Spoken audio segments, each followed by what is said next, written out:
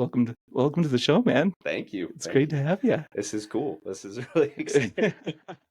Well, it's great to have you. I mean, it was quite the drive for you, yeah. It's decent. I think in Utah, it's relative, right? We measure drives by time and not by distance. And when you live where I live, if you're used to it. Like it's just you don't even blink at you turn on a podcast and you just go. That's right. What main one is out of? You're all the way out in. Is it Heber? Camas, so Camas. close. Yeah. Oh, so not too far. Yeah, it's not Yeah. too far. Not a drive at all. Yeah, just the Wasatch back. We consider it's a big clump. Like when you think like Midway, Heber, Camas, Park City, we're all kind of that Summit County. Like Yeah. it's also spread out. We just think it's all the same. You've got the Summit County thing going on. We've got the Wasatch Front, which encompasses what, like 20 cities? So much, yeah. Something like that. But it's all Salt Lake. Yeah. Naturally, of course. Well, and that's I grew up here, so like I'm super like dialed in with all this stuff. So this is all normal. Like like I'm a born and raised Utah boy. So that's awesome. Where did you grow up? Sandy. Sandy. Okay. Yeah. So you're local. Local. We're in South Jordan. Yeah. So when I first got married, I actually moved out to Harriman when it was still kind of like podunk, like a little, like there was barely any houses. And now I drive out there and I'm like, oh my gosh, like there's a new high school and like all this stuff. But that was 13 years ago that I lived. Yeah, it's developed a lot. Yeah. I mean, a lot of, I remember coming out here with family out in West Jordan, right? Yeah. And all of this area was basically filled. Yeah. I mean, I remember coming out and I don't know if I'm supposed to say this, but I remember coming out and shooting and camping. And there was a boys camp. Yeah, even like 114th didn't even go past that Walmart. I mean, the Walmart wasn't there forever, but it never went past that. It didn't connect. Yeah. I remember how big of a deal it was when it finally came through. Yeah, I remember that. Yeah. I also remember the construction. Oh my gosh. Which, for anybody who isn't local, the construction is basically a parking lot half the time. So getting out where I live, out in Daybreak, it's always an adventure. Yeah. Isn't that like the Utah tree is the orange cone? Isn't that like the... Yeah. I'm pretty sure we've adopted... We adopted that, right? Yeah. I'm pretty sure we adopted that, like, what, 2001? Yeah. It's not a maple. It's not an aspen. It's an orange cone. Beautiful. Take a nice hike through the... Oh, yeah. It's great. Yeah, you'll never run out. No, never. So, okay. So, I have to preface this. We're at the KW South Valley Keller Williams studio here in beautiful South Jordan, Utah. I have to do that for compliance reasons. Oh, yeah, that makes sense. So, got to make sure, because I'm an agent too. Yeah, so you have to disclose that stuff. Yeah, I get it. Yeah, anything, having to do with it, of course, naturally. Okay, main one. Yes. Tell me, what are you doing? Man, we're doing a lot of stuff. I know. Yeah. You've been crazy busy. You've been doing really well, though. Yeah, it's really, I mean, we're in a good space, a growing space, right? Yeah. So one of our core pillars of what we do is influencer marketing. I think like this year, it's something like it's 20 something billion that's going to be spent in the industry just in this year alone. It's going to I think it's on pace to do like 30 at some point in the next couple of years. Just a little bit. Just a tiny bit of money. Right. And so there's a lot of opportunity. Which is really exciting, and I've been in the space for quite a while, so it's nice to kind of be ahead of that curve. Caught the influencer marketing piece early. I came from social media, came from marketing, and so that's one of our core things. Also helping creators build brands, which is another cool opportunity. These creators that are trying to go beyond just social media, and they turn social media into more of just like the marketing arm of a larger brand. And so that's something else that we're helping them kind of learn and focus on and build into. And that's really cool because then we have a chance to invest and, help them grow, but also be a partner in that aspect too. That's really cool. So it is a partnership. Mm-hmm. You're really stepping into a role to be able to help these influencers step out of themselves, if that makes sense, and really become a partner with these larger brands. Yes, which is really cool. And create your own brands, which is, that's also huge because usually like an influencer creator, whatever you want to call them, they have kind of like a prime time of about 5-ish years. Yeah. And so if you don't take advantage of that springboard, because it's a really cool springboard, and like when you have attention, you have a lot of attention, but to capitalize on that, otherwise you kind of miss the boat, and then you're kind of always just limping along, which is unfortunate. That you see a lot of creators get to that point because they weren't aware of how to do things, or like build a larger business, or they thought that this is going to be forever, right? And it's not necessarily the case. And so that's something we also help them do, is kind of springboard and do into something larger, to where if you don't want to do social at some point and you evolve into more of just like an executive at a brand and a company you own, great. If you want to continue to do that just because you love it, also great. So awesome. Yeah. And I think we lost our lights about halfway through that. I was deeply entrenched in what you were saying, though. That's really cool that you really do take an invested interest in the influencers that you're working with. Yes. And, you help them build their own brand. I think for anybody who is completely lost right now as far as what they do, I mean, it's pretty easy to follow, honestly. Yeah.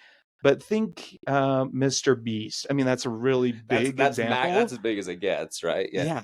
But like building the brand, building something outside of just well, I mean, that's a good case, because one of his biggest things is Feastables, right? Like that chocolate bar that he's, I mean, it's massive.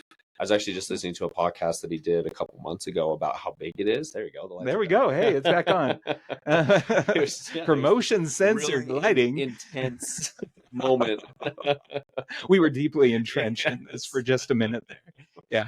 But no, so that's a great example, because, I mean, Jimmy's at a different level where his stuff still, and it's going to do it for, like, he has these games that he just did, but like Feastables is which was cool. It was way good. And I'm so stoked they have like a season 2 and 3 that is already going, because I'm a sucker for that kind of stuff. I'm just, it's great. But Feastables is kind of that transcending into the CPG, the consumer packaged goods space. Yeah. And that's where you can become like, especially with his marketing, right? Because it is a marketing platform now. It is. Yeah. And like, it really is. Most of his stuff is gearing toward, especially Feastables. It talks about Feastables almost every time. You even saw it on Beast Games. Like, there's Feastables branding.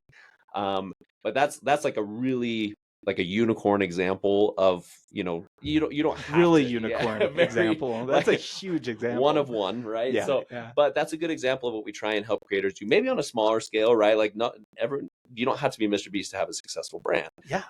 You can have a smaller brand and actually still really, really crush business. And so that's kind of, you're going to kid yourself if you think that that's a common thing to achieve at that scale, but you can still scale things to a point where it's very successful, right? And sometimes you can even make an exit. I think I'm talking in macro levels right now, but you just saw Hailey Bieber, Justin Bieber's wife, just sold her cosmetic brand for like $1 billion. Yeah. Was it to Elf or something like that? I think it was. Yeah. I could be totally wrong, but I think it was Elf. Yeah. And it's like, she capitalized, used that as like, again, the marketing arm. And then she built it and used her personality and her brand, and then just flipped it for $1 billion, which is insane. Like, holy cow, that's a lot of money. Not common. No, not common. Not common. Don't expect to start a brand next year and sell it for $1 billion. Unless you get married to Justin Bieber, then that's perfect. A leg up, right? Then you get to leverage his platform in a way by association. Definitely. But those are good frameworks, right? Like, it's like, look at what's possible. And I mean, you can just, scale it down, or not scale it up, because those are pretty big, but you can scale it down and follow kind of that similar framework. Yeah. Well, I'm a data analytics nerd. When I say a data analytics nerd, I mean, I'm compiling, I studied quantitative behavioral analytics and psychometrics. Yeah. For the people that don't know who that is, which is 95% of the population, that is determining behaviors based off of data that you can quantify. So say you're going into a store, for instance, and you buy the same thing every Tuesday, and it shows on your bank records. You can quantify down to the day and the time frame, at least, that person is going to go in and be able to determine those behavioral patterns based off of whether micro or macro data. You can still determine those things. Yeah. Jimmy has that down pat. Oh, that dude's a machine. Like, actually, like, you have like, he's like a supercomputer in like a person. It's insane that he knows human behavior. Oh, it's kind of crazy. Online human behavior, right? Like, that's it's like, that dude is obsessed with it. And that's why he succeeds, right? Like, and it's cool to watch. Well, I love what you guys do, though. Go into what's kind of your process. What do you do? Yeah. So like I said, the core pillar right now, because like the branding is like, it's case by case, right? Where it's like, can we build a larger brand? And it's a longer term thing where it's like, what is your brand? And you go through this whole exercise, right? Where it's like, what would even resonate with your audience, and like, how would you grow it? There's a whole thing. So the main core pillar is influencer marketing, right? And so that is where, well, and sorry, I'm digressing, but another piece is also helping them grow their social media brand. So those are kind of the two pieces, because they go hand in hand. Like the bigger, more powerful your presence and your influential capacity is on, YouTube, Instagram, TikTok, even Snapchat, like all these different places, the better the opportunities are to work with other brands that are already established, right? So that's influencer marketing, where essentially a brand utilizes, in the same way that they would utilize any other marketing, avenue, like I say billboard, radio, digital ad space, all these different things. Influencer marketing is just another leg of that. And so they will capitalize on the attention that an influencer has with their audience to promote their product and to sell their product, those types of things. So that's influencer marketing, and like a very fancy sounding thing. Essentially, it's like, a brand is, you hear like collab, like a brand like will collab with an influencer, or they'll sponsor a video or a post or things like that. So that's our main thing that we focus on, because it is something that, it provides a really good income for creators that have, see, again, we're very intense. It's going very intense now, guys. Everything is very, we're setting the mood for something. But yeah, so they'll, sorry, I lost the train of thought. It was so intense. I got lost there for a sec, but, no, so they'll utilize these, these influencers, and it's a good source of income for the influencers. And so that helps them not only continue to do what they're doing, but kind of double down on the content to grow it and do it better. So you'll see that. I mean, heck, we're talking about Mr. Beast, so like we'll just use him as an example. You go back to his early videos when he was like just a kid in North Carolina. Oh yeah. I mean, he was like, how long does it take to count to 100,000? Right? That was a video of his, and he like, it's like those like. But then now you see what it's progressed to, where he like exceeded $100 million budget with Amazon.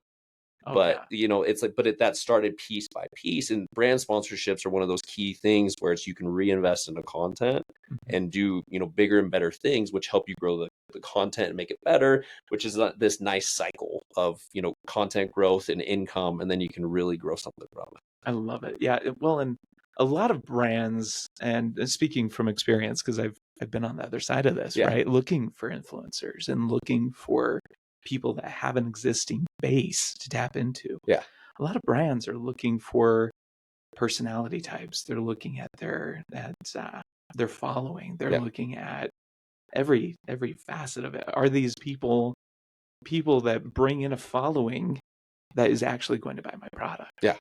Right. And from my understanding, you really help cultivate a lot of that to be able to help position them for that. Absolutely. So, and you can kind of go two routes with brands, where it's like, do you want to double down? Are you doing really well on the target audience that you have, and you want to find more of that same target audience? Or are you experimenting and seeing who else your brand and your product could resonate with, right? So there's kind of those two, there's the testing side of things, where it's like, maybe our product does really well with moms in their 30s, but maybe at the same time, we should target males, like dads in their 30s, and just see what happens. And sometimes it flops and it's like, oh, that didn't work. Let's like continue to poke, but also go back to our core audience. And other times it's opens a huge door. So for instance, like I'll give you a specific one because it's here in Utah, Minky Couture. I work with Minky Couture, and there was I love those guys. Yeah, and they have, I mean, just looking at their branding, like their billboards and everything like that. But I have like 25 blankets, so I love them too. Like they're fantastic. They're the best. So they have like this target market that they've had for a long time, and they've been established here in Utah forever. But when I was working with them last November-ish, like Black Friday-ish, said, hey, why don't we try a male audience and position this as a gift for their significant other, for their wife, for their girlfriend, for something like that? And they're like, let's give it a shot, right? Like it's not going to kill us to do this and try it, because again, we got to, like, we have our target, we know this works, let's see what else works. And it crushed. Companies like that. It was they're the best, because they're always open to and it's my favorite thing, because they're actually like willing to try and listen, whereas some brands are just like, this is what we do, and it's just this pattern and things like that. But it ended up crushing, where they're like, oh, hold up, who else can we find that's like this? Because that's a great positioning, right? And I'm just like, okay, probably gave away a little bit of a strategy there. Not too much, though.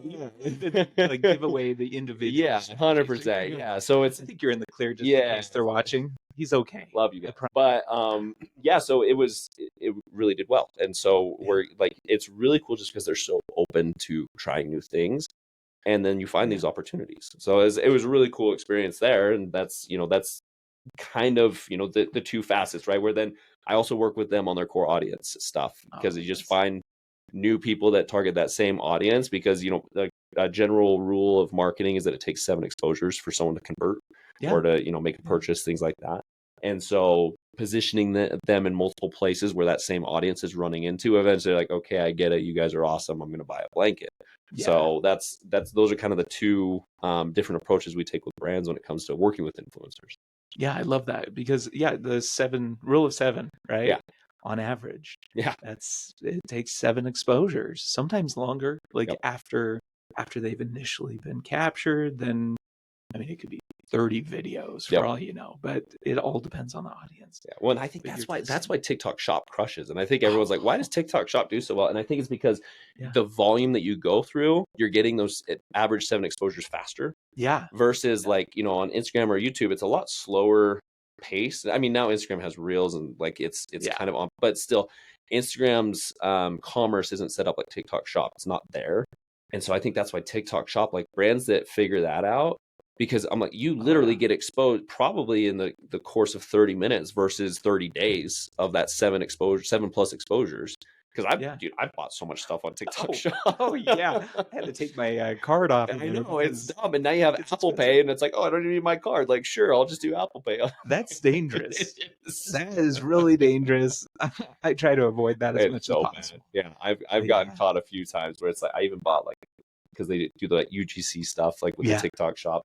There's like a couple of fun kid board games, because everyone has your data, right? Like it's just it is what it is. TikTok knows I have 3 kids, and so it's like it always shows me like fun kids board games or things. I'm like, man, that looks fun. So then I'll like buy it, and then it shows up and we're playing with it. I'm like, they got my number. Like they know that. At that point, it's when they start serving you things for baby stuff that maybe you should be concerned. Yeah. Wait, like. Sometimes it seems like they just know. Target used to be really good at that too. Like Target was that. There was a time when, because I think like before social really took hold, because it's only been taking a hold since like 2019, 2020, like really in depth. Like Target was like notorious for that. Where I think there was a story where someone found out that like their wife was pregnant before the wife told them, because they sent baby stuff, like promotions to it. There's some, I don't know if that's made up, but I remember hearing something like that. I'm like, whoa, but that's everywhere now. Yeah, I heard about that. Yeah. And it kind of creeps me out a little bit. Even though as a marketer, right? You're like, cool, good job, guys. Yeah, I'm like, I appreciate the effort. I appreciate your data. But I hope I never get served anything for baby stuff. Yeah, you're like, I also hate this so bad. Anything else, right? Yeah. Oh man, no, yeah. And you can only delete your data so much. Oh my gosh. It's openly available. Yeah. And you try so hard. There's even like, I literally have like brand partners that we work with that actively like go out and delete your data online. Every time you make a transaction, like at this point, anytime you drive somewhere, right? Like it's insanity. The fact that I sit in my car and I turn it on and it's like, hey, are you going to the gym? And I'm like, yes, I am. Like, I hate this. Yeah, like my GPS, for instance, it has down to the day and the time. I can put in the GPS and it'll have my exact location that I'm going to. The recommended, yeah. This is the quantitative data analytics part, which I appreciate. Yeah. And I also simultaneously hate. Oh, 100%. At the same time. No, you feel you're like, this is icky. I don't like it, but like it's useful. I get it. I also love it. Yeah. Yep. So, okay. So what exciting things are you working on right now? Are you working with anybody right now that you're really excited about that you can talk about? I don't want to get you in trouble here. I think so. A lot of creators like, there we go. Hey, there we go. Lighten the mood a little bit. We're really running into a lot of creators that have, needs for this stuff. And it is still like a really new space. And so I think, I've talked to you before about how there's a low barrier to entry into the space. And so sometimes creators will have a bad taste in their mouth when it comes to working with agencies, because anyone can start a website, anyone can claim that they know a brand or like all that, right? It's not like I'm a genius. Yeah, it's crazy. It doesn't but make you so. like if I started from zero, I could like stick build an agency in like 36 hours. Like it's not hard to like, it's just there's not a lot there to block you from doing that. So you run into a lot of creators that are like, this is a need, but we have a bad taste in our mouth, or I've been trying to do this by myself, but you reach a point where you can't scale. Right. Like it's like I'm too distracted with content. So fortunately for us, because we know what we're doing and we have been established in the space and worked with some great creators, we're constantly like getting more creators that are interested in working with us. So awesome. Which is exciting because like we get to handpick who we work with, which we're pretty selective, because I like to work with people that flow well with me. Right. So it's one of those things where it's like, I don't like the like abrasive, and like that's kind of like one of the like the darks. I don't know if it's a dark side, but like I've literally had to drop creators because I'm like, we just don't work well. And like I love you and you great content, all this stuff, but like the flow is not there. And we need a flow because in order for us to be happy and you to be happy, we need to have some synergies, and sometimes it's not there. But and that's the bane of working with clients. I love clients. I love my clients too, right? But one of the downsides is sometimes you have to say, this isn't working. And this isn't how I work. I want to work in a cohesive relationship. And so you have to step back a little. And it's like a little bit of a breakup, and it sucks, but nobody likes breakup. Yeah, nobody likes it. Sometimes you like it. But so we're fortunate in the fact that we have enough creators that are interested in working with us that we can be more like, how is this going to work, right? So sometimes we'll go on, almost all the time we go on trial periods with creators, unless we've been familiar with them for a while and we've warmed up to each other. We know how each other works. And it's like, all right, come on board. Like we already know how this works. And so very excited about all the clients we're working with. On the brand side, one in particular, it's not a done deal, but it is in like I'm trying to think of like a generality of how to describe it. It's in the apparel world, right? But it's a very well established brand in the apparel, kind of functional apparel world. If I said the name, everyone would just know that fast, because it's a really cool brand. It's something that the creators that they're interested in working with, the creators are stoked out of their minds. They're like, are you serious? Like, this is cool. I'm stoked out of my minds because I love the brand, right? So it's one of those things where, and they just had a really cool kind of proof of concept. They haven't dove into the influencer world a ton, but they did. This will kind of give you more of a hint as far as I'll go, but they just did an activation at Stagecoach, a really cool activation at Stagecoach. Coachella. Yeah, I know, really right? You're gonna, let's just find the brands. For the remaining time, blink. I just list every last one of them. Blink if that's them. But Stagecoach it's like the country Coachella, right? And so there's a lot of creators, a lot of influencers that go there just to post content, or because it's, I want to go to Stagecoach just because I love country music. I mean, I live in the flipping country, right? Like it's a normal thing. But I've always loved country music, so I'm like, this sounds cool. But when they were there, they had every creator that was there like dying, like they were like, this is so sick, I want to work with you, Bo. And he's like, the guy that's running it, he's like, everyone needs to calm down. Like, this is like our first foray into like doing something in this realm. And so now they're like, okay, how do we scale this? Because clearly there's like, overflowing interest in working with us, which is really cool, because they've been more of a like a traditional brand in that sense, right? Like, and they have like one way they've done it, they've done really well, but they're like, okay, what's the next level up? And I think this is it. So very excited about that. We have some cool, unique because they want to go big, and so we have some really fun, cool projects that are out there a little bit, but they're excited. I love those ones, like the I'm ones gonna pry these out of you. I swear, after this, I'm gonna pry this out of you. He brought an NDA. Don't worry. If this brand is watching, he brought an NDA. No, not really. I won't I have it under the tucked away somewhere. Sorry, I interrupted. No, that's good. Yeah, no. So that's an exciting one. One that I love that I did last year was actually working with Red Bull. And it wasn't just like a standard. Again, I like the unique activations and ones because I have a marketing mind, and you want to go big, like you love. There we go. The intensity. We're getting intense now. But you, like, marketers and creative people in general have like that. I feel like it's built in where you just want to like do cool, like not run of the mill stuff. Like, that's important, but like there's the big projects you start salivating, right? And so last year we did one with Red Bull. where it was Red Bull Can You Make It? And it's an event they haven't done in like 5 years. And so what they did is it's kind of like a Amazing Race, if you like are familiar with that show. Yeah. But they had these contestants that would start all over in Europe in different countries, and the end point was Berlin, Germany.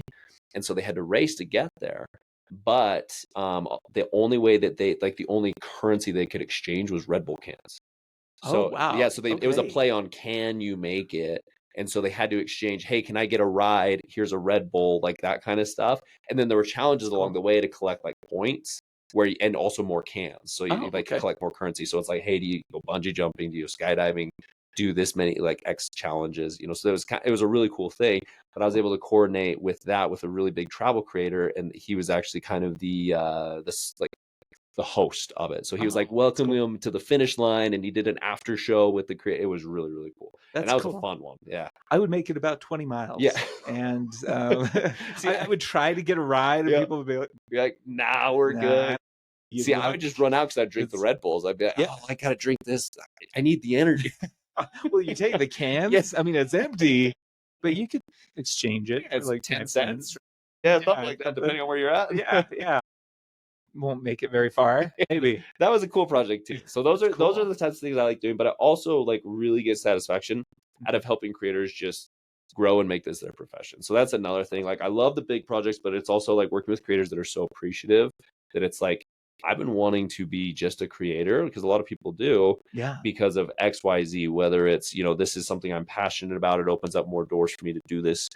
Whether it's spending more time with the family, because there is more flexibility in being a creator, right? And that marketing in general has more flexibility.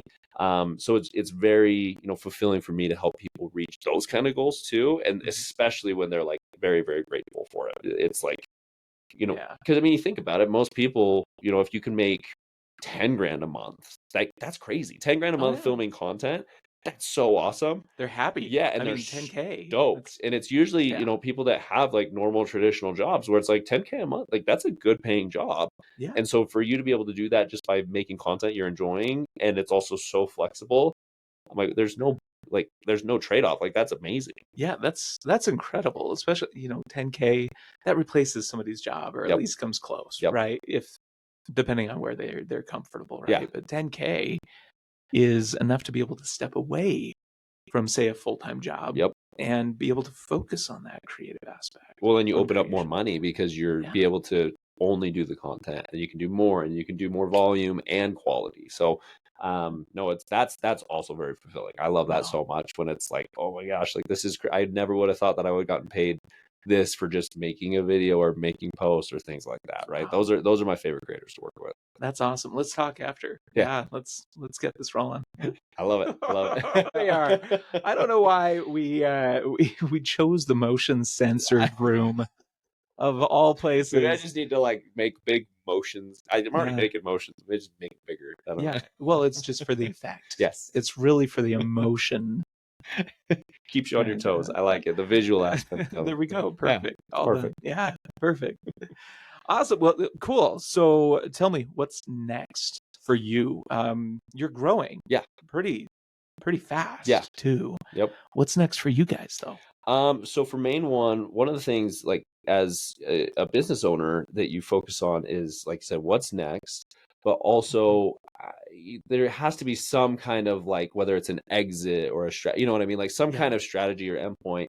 But to do that, in my mind, you need something tangible, something proprietary, right? So one of the things we're working on is like building out proprietary systems that are real, like actual tangible things that become assets. Yeah. Because there's big fish in this pond. Like I said, there's a lot of low barrier to entry, but there's also really big fish in this pond. Like you have the classic, like the WME or the CAAs that represent Hollywood, and then just kidding. Those guys are huge, by the way. Massive. And they're like the just legacy type agencies, right? Where they're repping. I mean, when you go through their rosters, it's like, oh, George Clooney. Okay, like you know what? And I think I've heard of him. Yeah, I know, right? I'm trying to think of who. What's the girl that plays Wednesday? I feel like that's more real. It's like George Clooney's like a little bit back. Ortega, is it Jenny? Yeah, it's Jenna. Or we're gonna Jenna. Yeah, Jenna. Or we're gonna get destroyed. and we're gonna get destroyed in the comments. But hey, that's okay. Yeah, I've never seen it, but I've never seen Wednesday. I totally lying right now. Said that. No, but no, that was just for the effect. There we go. It's that good. Yeah.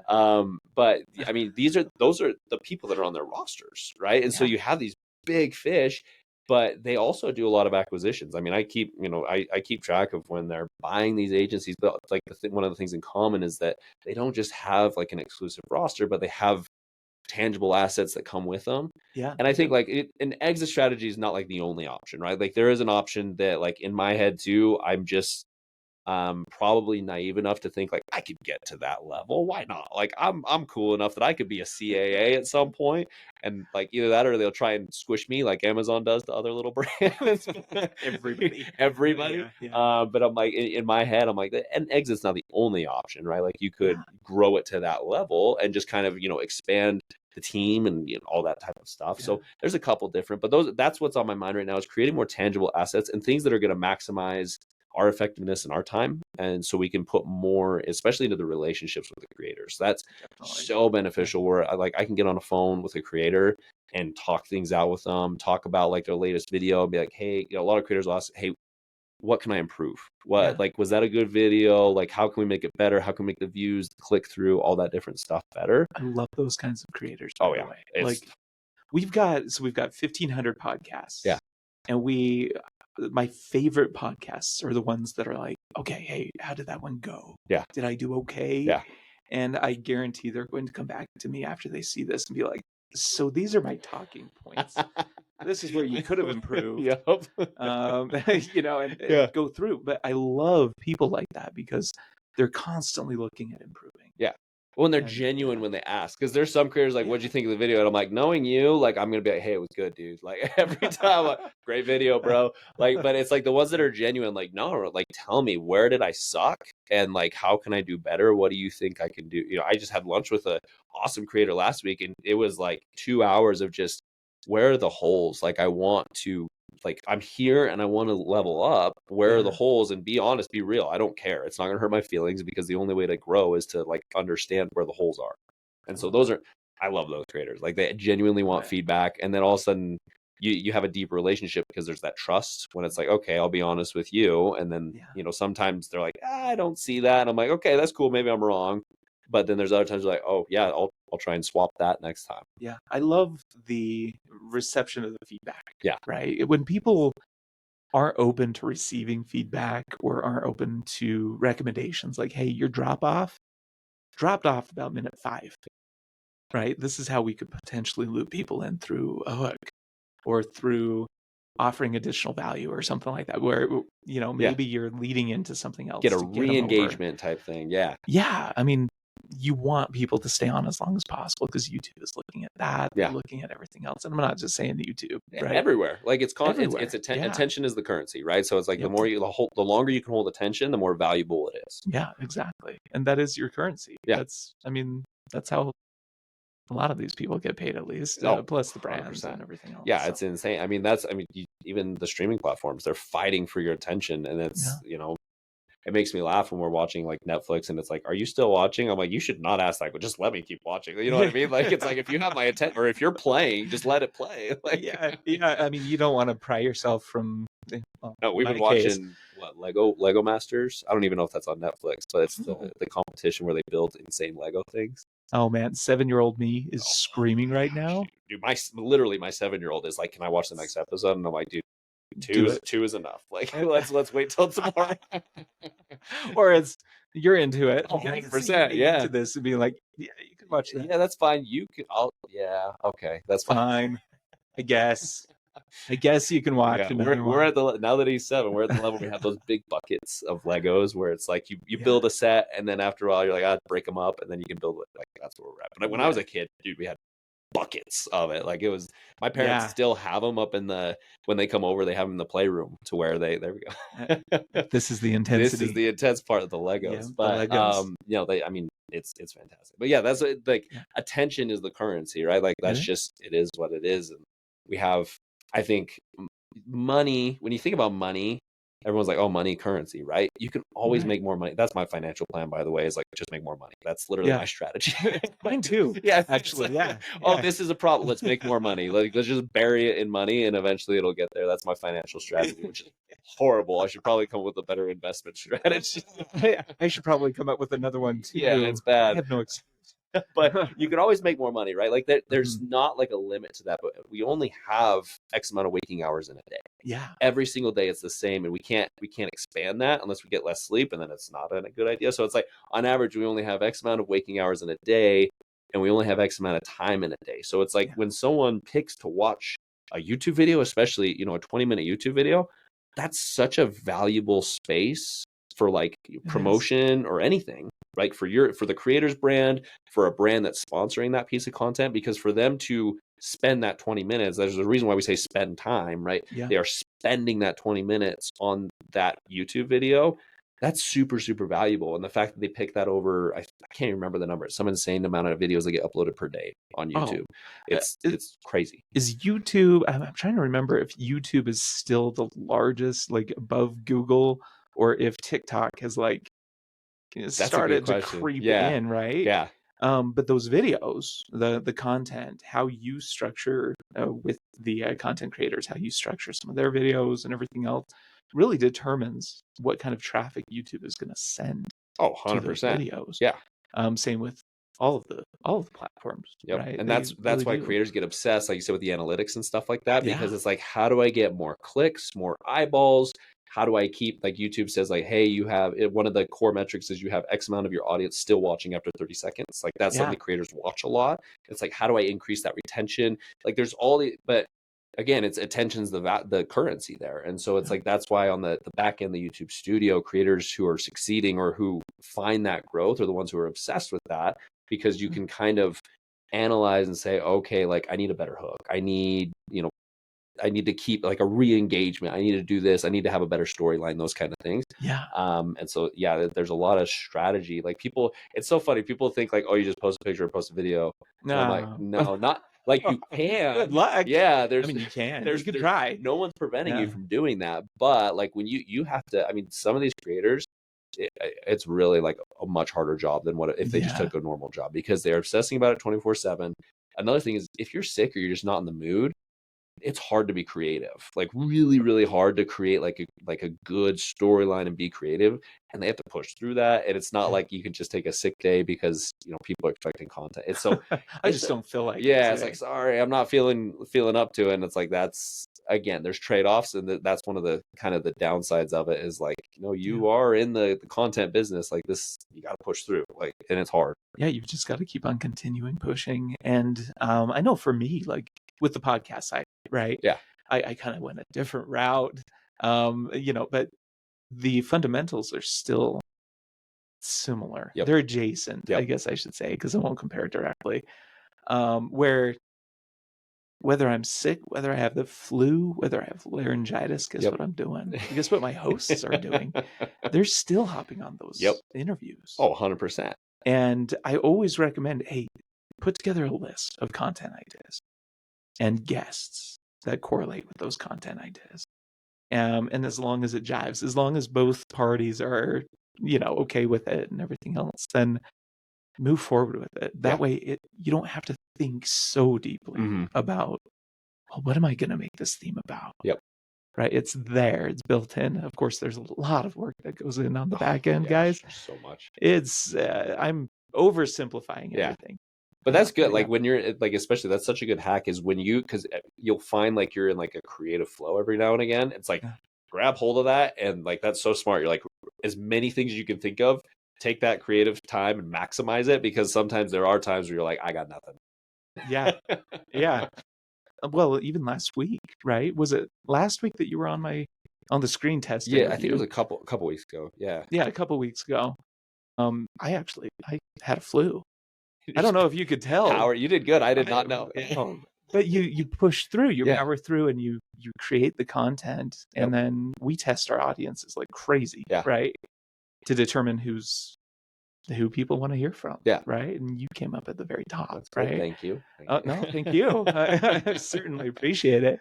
But you can't exactly take a week off. No, and if you do, you pay for it. Like, and that's why like having a pipeline is also nice, right? Like you have, that's I think something in common in the podcast space is having a pipeline to give you a little insurance from that stuff. I mean, even creators on like YouTube, Instagram, like they will have a pipeline, and typically they're just constantly filling that. If it's a 1 to 2 week thing, they're just always like refilling that. But in the case that you have like the flu, and you're like, look, I'm down.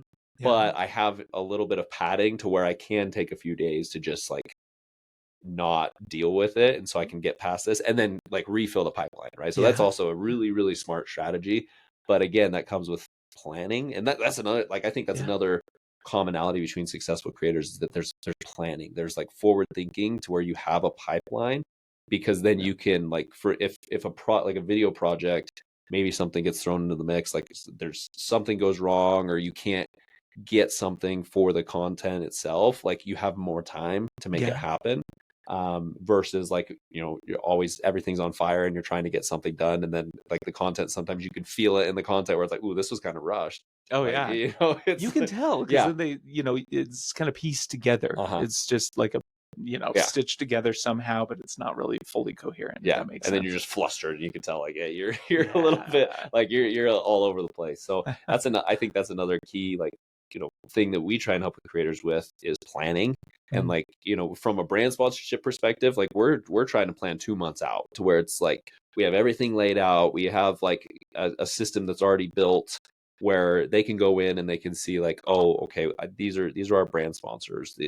I know what's coming.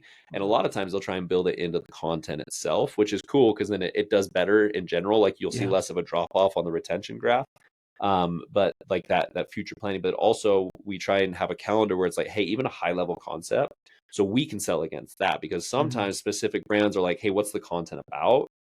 And we can tell them, oh, this is the overview of it, and this is how we see you fit into the content. And so that's also very helpful. And the brands love that, the creators love that, because then again, they're not pulling their hair out trying to be like, what are we filming today or tomorrow or this week or whatever. Well, and then you can build that into, say, a portfolio if you wanted to be able to bring on more sponsors. Like, hey, this is how the creators will shape the video potentially. I don't I don't know if you mandate anything, but like this is how our creators function. Is they're building the brand into the video. They're really shaping it in a way that's going to be appealing toward your audience. And then we, by default, if it's done properly, at least, there are conversions. Oh, way better conversions. You see, like, just, from this is just my perspective, just nothing backed by data, at least. I mean, I'm sure I could find the data, but this is just me, like, your disclosure. This is, I'm sure there's data there, but this is just me, like, saying this. But like the level of like renewals for brand sponsorships and partnerships is way higher for the creators we work with that build things into the storyline, because you almost can't like go around the sponsor content because it is in the storyline. So you have to watch it, right? Like it's one of those things where you can't. Brand placements in movies, right? Like you can't fast forward if there's like they're going to a Walmart or something. It's part of the storyline. And like Walmart probably paid, at least back in the day, they would pay for the the placement, a lot of money, millions of dollars. And it's like, but you can't go around that because it's part of the storyline. And so if you take that, this is another thing I tell creators in general, is that Hollywood's been around for such a long time for a reason. They have a formula, they have things that they do, and there's things that need updating, and that's kind of where like disruption from YouTube and other creators comes into space. But there's a lot of things that they do that we can take from and learn from. And that's like integrating sponsorships into the content. Like you can't fast forward a movie that has a brand placement because you're going to miss part of the storyline. You'll be like, what was the conversation? Right? Like, you just fast forward through that section and then you're lost. And you have no idea. So that's like, it's almost like you've not forced, but you make it so it becomes part of the story. And that's a really a brilliant thing. But there's a lot of lessons you can take. You could do a whole podcast on like lessons you can take from Hollywood, because they are master storytellers. And I would gladly do that podcast, because it is intricate. There's so many details and so much history. When they just have time on their side. They've been around for so long that they've been able to see what doesn't work, and they do it on a massive scale, right? When I see movie budgets still, and I'm like, How? 300 million? Who has 300 million? And who's getting this money? Like, that's crazy. And then, like, most of the time it's like, oh, it only made 180. And I'm like, who's affording 120 mil loss? No big deal. Yeah. And No big deal. it's crazy. But like, I mean, they just have the money to funnel it in there. But like, another thing is like movie posters. I talk about movie posters with creators a lot because title and thumbnail on YouTube matters. Oh, it's huge. And I say, go study movie posters, because especially back like even 10 years ago, that was how, like, that was a major part of what made you want to watch a movie, is if like when you saw a movie poster or, you know, that was the thumbnail for the movie. Yeah. And so you kind of look at it and be like, how did they structure this to tell a story in a single frame that's like appealing enough that it draws me, but it's not too much overwhelming where I'm like, that looks messy, I don't want it. But I'm like, that's another massive thing, movie posters. And then I was actually had this realization just like a month ago, board games. Like board games is another, when you go to Target and like, it's literally like YouTube, like the YouTube homepage in a board game shelf, because you look at it and they're all competing for you to buy them, right? Yeah. But they have to communicate what the board game is in a one image on front, and you have to understand. And it's fun to do that, like to look at it and be like, which ones am I drawn to? And it's most likely because you understand what the game is just from the picture on the box, like Uno Attack, where people are like, and there's Uno shooting at them. You're like, okay, I totally understand what that game is because I know Uno. And like the shooting of the cards, I'm like, that looks kind of fun. Maybe I should get that. And then the ones that are just like a simple box, you're like, I don't know, it's not super compelling. I don't really know what it is. Yeah, I have a friend who made a video, or not a video game, a board game. Yeah. Poopocalypse. Let me tell you, everybody knows what game that is from the cover, right? It's a fun game. Yeah. It's actually really fun, right? Johnny did a great job with that, but it's definitely a testament to selling through compelling messaging. Yeah. Right? I mean, there's nothing quite like that. Yeah. I mean, you see the title of the board game and you're like, I'm intrigued. Like, what is I kind of want to play it, and I'm kind of grossed out, but I also am really intrigued.